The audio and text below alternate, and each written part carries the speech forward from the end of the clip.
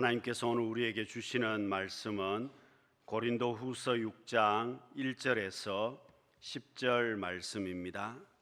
고린도후서 6장 1절에서 10절 말씀을 함께 교독하겠습니다.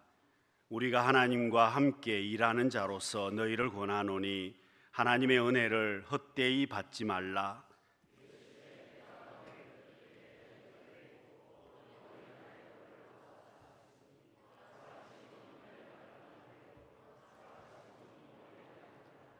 우리가 이 직분이 비방을 받지 않게 하려고 무엇에든지 아무에게도 끄리끼지 않게 하고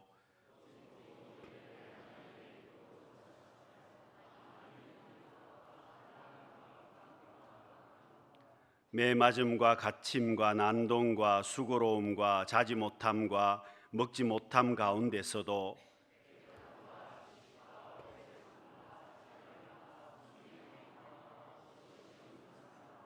진리의 말씀과 하나님의 능력으로 의의 무기를 좌우에 가지고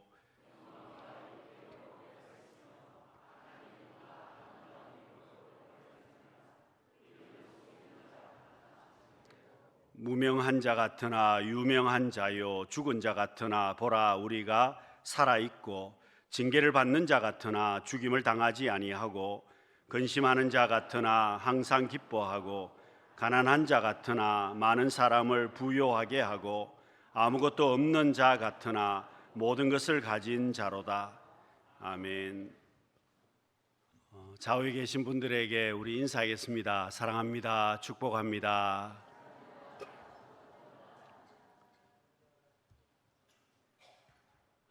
여러분, 성경 말씀을 보면 어려운 상황 속에서도 승리한 사람들이 많이 있습니다. 믿음의 사람들 역시 마찬가지입니다. 정말 어려운 환경 속에서도 승리했고 복 있는 삶을 살았습니다. 그 비결이 무엇이겠습니까? 하나님께서 그 사람에게 은혜를 주셨기 때문입니다. 여러분, 노아가 방주를 만들었습니다. 여러분, 노아가 배에 관한 지식이 있는 것도 아니고 여러 가지 환경이 조건이 되는 것도 아니었습니다. 그렇지만 노아가 그렇게 엄청난 방주를 만들게 되고 많은 생명을, 많은 동물들을 구원하게 됩니다. 여러분, 노아가 한 것이 아니라 하나님께서 노아에게 은혜를 주셨기 때문에 가능한 것이었습니다. 룻도 마찬가지였습니다. 시어머니를 따라서 베들레헴으로 오기는 했지만 아무것도 없었습니다. 가진 것이 없습니다. 재산도 없었고 땅도 없었습니다. 그런데 여러분, 룻이 잘 살았습니다. 하나님께서 은혜를 주셔서 룻으로 하여금 살게 하셨습니다. 아무것도 없었지만 추수가 끝난 논에 가서 벼 이삭을 주어서 살 수 있도록 해주셨고 또 만나게 해주셔서 이 룻으로 하여금 복 있는 사람이 되고 믿음의 조상이 되게 해주셨습니다. 여러분, 요셉도 마찬가지입니다. 여러분, 노예로 팔려갔지만 형통한 사람이 되었습니다. 감옥에 들어갔지만 요셉은 여전히 형통한 사람이 되었습니다. 여러분, 이유가 무엇이겠습니까? 하나님께서 요셉에게 은혜를 주셨기 때문에 형통했습니다. 노예로 있어도 감옥에 있어도 계속해서 하나님이 주시는 은혜가 있었기 때문에 가능한 일이었습니다. 여러분, 오늘 우리도 마찬가지입니다. 여러분, 우리 인생의 과정 가운데 정말 어려운 일들이 많이 있지만 그래도 하나님의 자녀가 살 수 있는 것은 하나님께서 우리에게 은혜를 주시기 때문입니다. 여러분, 사도 바울도 마찬가지입니다. 고린도전서 15장 10절에서 바울은 이렇게 고백합니다. 내가 나 된 것은 하나님의 은혜로 된 것이니.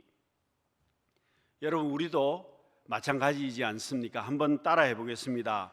나의 나됨이 하나님의 은혜입니다. 여러분, 하나님의 은혜가 내게 있었기 때문에 나도 지금 잘 살고 있고, 그 은혜가 없었다면 우리 역시도 한순간도 여러분 살 수 없었을 겁니다. 여러분, 무엇보다도 내가 구원받은 것이 하나님의 은혜입니다. 여러분, 내가 예수 믿을 줄 누가 알겠습니까? 내가 예수 믿어서 지금까지 신앙생활을 하게 된 것, 그냥 된 것이 아닙니다. 여러분, 우리의 삶이 공부를 해서 예수를 믿은 것도 아니고 노력을 해서 예수를 믿은 것도 아닌데 하나님께서 내게 은혜 주셔서 예수 믿게 해 주시고 하나님의 자녀 되게 하여 주시고 지금까지 인도하여 주셨습니다. 여러분, 그것뿐만 아니라 내가 지금까지 잘 살고 있는 것도 하나님께서 은혜 주신 것입니다. 여러분, 세상이 얼마나 험하고 어려운 일들도 많은데 가만히 생각해 보면 지금까지 내가 잘 살고 있는 것이 기적이라고 말할 수밖에 없다는 겁니다. 여러분, 성경에 나와 있는 수많은 인물들을 보아도 사람의 논리로 보면 답이 없는데 하나님께서 은혜 주셨기 때문에 잘 살게 되었습니다. 여러분, 고린도 교회도 마찬가지입니다. 고린도 교회 성도님들이 여러분, 사도 바울이 있을 때에는 문제가 없었습니다. 그런데 바울이 떠난 다음에 거짓 교사들이 교회 안으로 많이 들어와서 교회가 시끄럽게 되었습니다. 여러분, 바울이 고린도 교회를 향해서 권면하고 있는 말씀은 온전한 은혜를 누림으로 믿음 안에서 굳게 설 것을 권면하고 있습니다. 하나님의 은혜를 누려야 복 있는 삶을 살고 하나님의 은혜를 누려야 온전한 믿음 생활을 할 수 있음을 바울은 권면하고 있습니다. 여러분, 오늘 우리도 마찬가지입니다. 우리가 어떻게 해야 하나님의 은혜를 누리겠습니까? 여러분, 우리가 복 있는 삶을 살고 복된 성도의 삶을 살아가려면 우리는 하나님의 은혜를 누려야만 합니다. 여러분, 이 시대는 하나님의 은혜를 누리기가 정말 좋은 시대입니다. 하나님의 말씀을 대하기도 쉽고 핍박이 없는 시대입니다. 그런데 여러분, 왜 우리가 하나님의 은혜를 누리지 못하겠습니까? 우리는 하나님의 은혜를 누리는 데 관심이 있는 것보다 세상에 더 관심을 가지고 살아갑니다. 은혜보다는 세상에 더 많은 관심을 가지고 살아가지 않습니까? 은혜의 문이 활짝 열려 있지만 사람들은 은혜 받는 일에 별로 관심 없습니다. 오히려 세상의 일에 더 많은 관심을 우리는 가지고 살고 있습니다. 여러분, 내 삶에 은혜가 얼마나 소중한지를 알지 못하는 사람들이 많다는 겁니다. 여러분, 어떻게 해야 그래 우리가 은혜를 받을 수가 있겠습니까? 하나님을 가까이 하는 삶을 살아야 우리는 은혜를 받을 수 있습니다. 여러분, 다윗이 하나님 앞에 복 있는 삶을 살았던 것은 그가 하나님을 가까이 하는 삶을 살았기 때문이었습니다. 목동의 일을 할 때도 그랬습니다. 10년 이상 사울에게 쫓겨다닐 때도 다윗은 하나님을 가까이 했습니다. 왕이 되었을 때도 다윗은 여전히 하나님을 가까이 하는 삶을 살았습니다. 그가 하나님을 가까이 하는 삶을 살았기 때문에 그 삶의 환경과는 상관없이 하나님께서 다윗에게 은혜를 주셨습니다. 여러분, 우리도 마찬가지입니다. 내가 하나님 앞에 은혜를 누리는 삶을 살아가려면 하나님을 가까이 하는 삶을 살아야만 합니다. 여러분, 여름철이 뜨거운 이유가 어디에 있습니까? 태양이 가까이 오기 때문에 그렇습니다. 겨울철 추운 이유가 여러분 어디에 있겠습니까? 태양이 좀 멀어지기 때문에 그렇습니다. 그래서 적도 근처에 있는 나라들은 뜨겁습니다. 그러나 북극이나 남극에 있는 지역은 추울 수밖에 없습니다. 태양이 멀리 있기 때문에 그렇습니다. 여러분, 우리의 신앙생활 역시도 하나님을 가까이 해야 은혜를 누리는 삶을 살 수 있습니다. 여러분, 나의 모습도 마찬가지입니다. 하나님과 점점 멀어지게 되면 우리의 삶은 반드시 문제가 생깁니다. 우리의 삶이 추워질 수밖에 없다는 뜻입니다. 하나님 은혜 가운데서 점점 멀어지게 될 것입니다. 여러분, 많은 문제들을 가지고 우리가 살아가지만 그 많은 문제들을 해결하는 근본적인 한 가지 방법이 있습니다. 그것은 내가 하나님을 가까이 하는 것이고, 하나님을 가까이 하게 되면 근본적으로 문제를 해결할 수 있습니다. 하나님의 은혜를 누리는 삶을 살게 되기 때문입니다. 여러분, 지금도 마찬가지입니다. 사탄은 우리가 하나님을 가까이 하는 것을 경계합니다. 우리가 하나님을 가까이 하는 삶을 살지 못하도록 방해한다는 것입니다. 그래서 여러분, 성경은 항상 현재를 중요하게 생각합니다. 현재 내가 하나님을 가까이 하는 삶을 살아야 한다는 겁니다. 오늘 본문 2절 말씀을 보시면은요, 보라 지금은 은혜 받을 만한 때요. 지금 내가 하나님의 은혜를 받아야 한다는 뜻입니다. 지금 우리가 하나님의 은혜를 받아야 한다는 뜻입니다. 여러분, 지금이라는 시간이 제일 중요합니다. 왜 하나님께서 우리에게 기회를 주시겠습니까?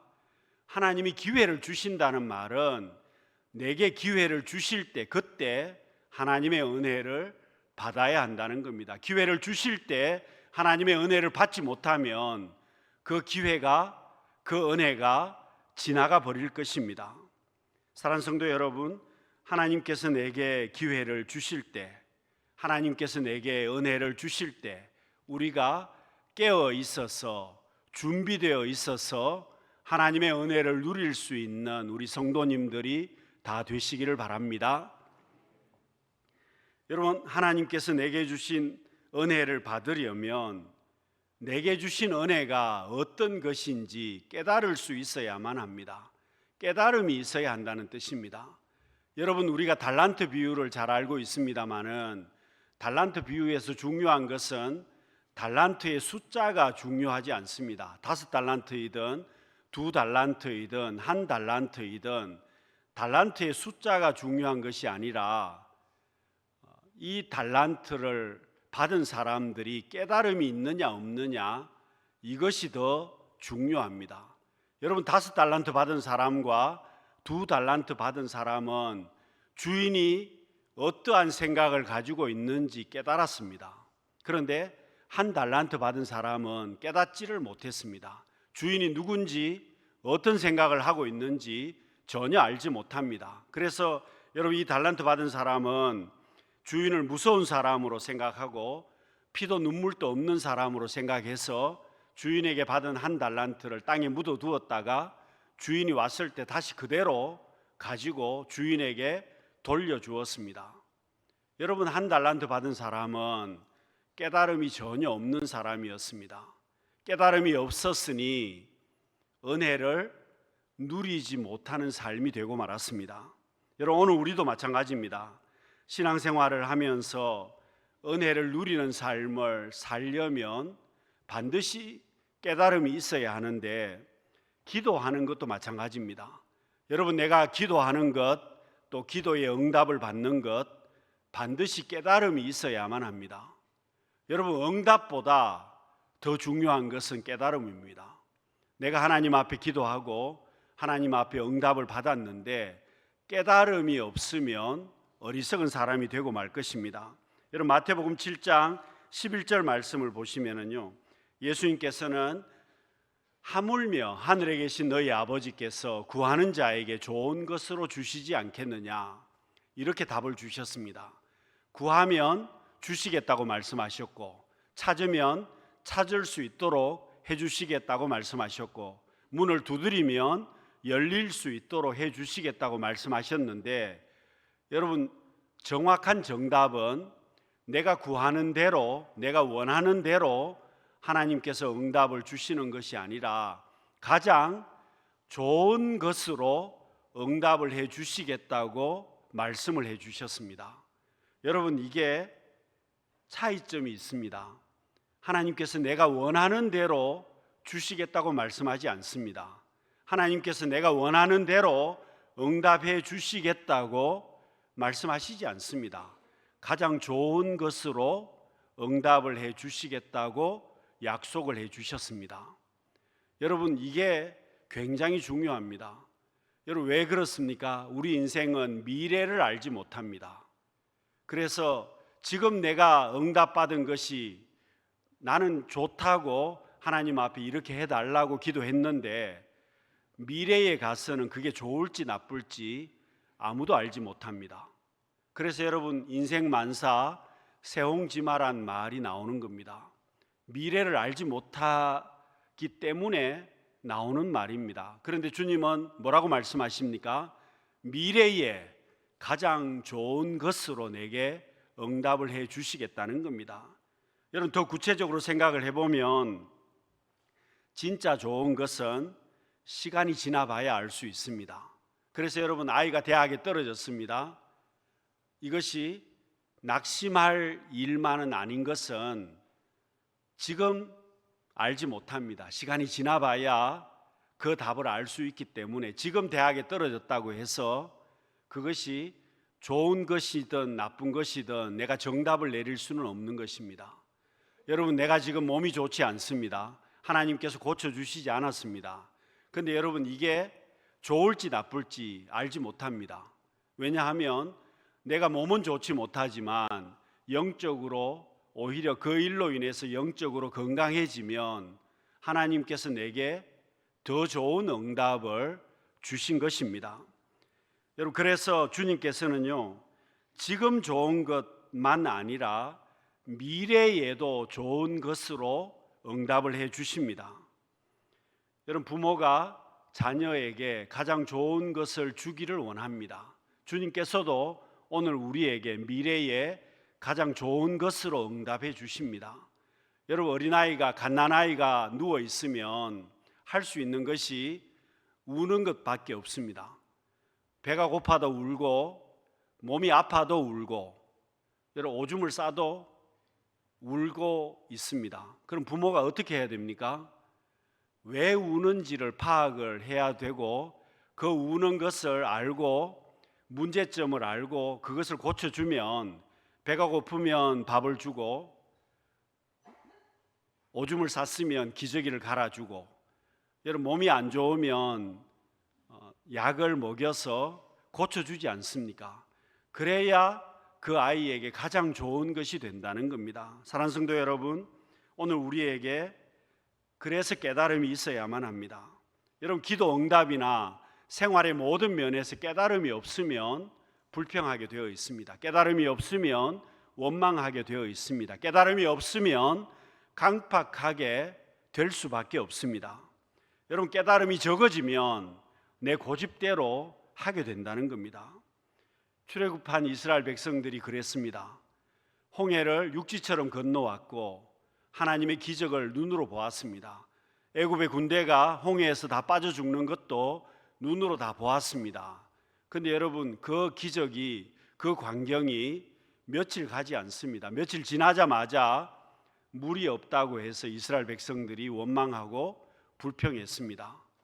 여러분 이스라엘 백성들은 하나님의 역사를 눈으로 보고도 깨달음이 없었습니다. 깨달음이 없어지니까 불평하게 되고 원망하게 되고 점점 문제가 발생이 되었습니다. 사랑하는 성도 여러분, 오늘 우리는 은혜 받은 사람들입니다. 1절 말씀을 보시면은요, 우리가 하나님과 함께 일하는 자로서, 여러분 사도 바울은 내가 하나님과 함께 일하는 자이고 하나님의 은혜를 받은 자라고 고백을 하고 있습니다. 오늘 우리도 마찬가지입니다. 나는 지금까지 하나님의 은혜를 받은 사람입니다. 하나님께서 나를 통하여 하나님의 역사를 지금 또 이루어 가고 계십니다. 그러면 여러분, 내가 지금 어려워도 우리는 두려워하지 말아야 합니다. 지금 내가 힘들어도 낙심하지 말아야만 합니다. 왜냐하면 하나님께서 나와 함께 하시고 내게 은혜를 여전히 주고 계시기 때문입니다. 여러분 어느 목사님에게 한 집사님이 기도 카드를 가지고 왔습니다.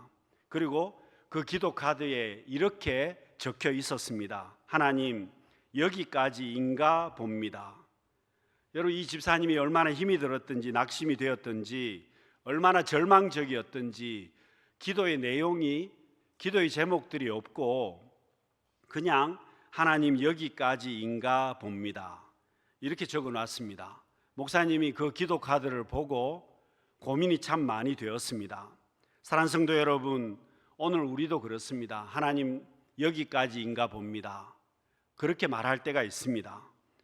여러분 오늘 우리도 하나님 더 이상은 안 되겠습니다. 그렇게 고백할 때도 있습니다. 여러분, 성경에 나와 있는 믿음의 사람들도 이 과정을 다 거쳤습니다. 오늘 우리도 마찬가지입니다. 하나님 여기까지입니다. 하나님 더 이상 할 수 없습니다.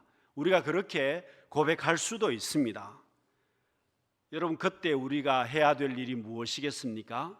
우리는 하나님을 가까이 하고 하나님 앞에 은혜를 구해야만 합니다. 그리고 하나님께서 지금 또 내게 여전히 주고 계시는 하나님의 은혜를 깨달아야만 합니다. 사랑하는 성도 여러분, 주님께서는 나를 위해서 십자가를 져 주셨습니다.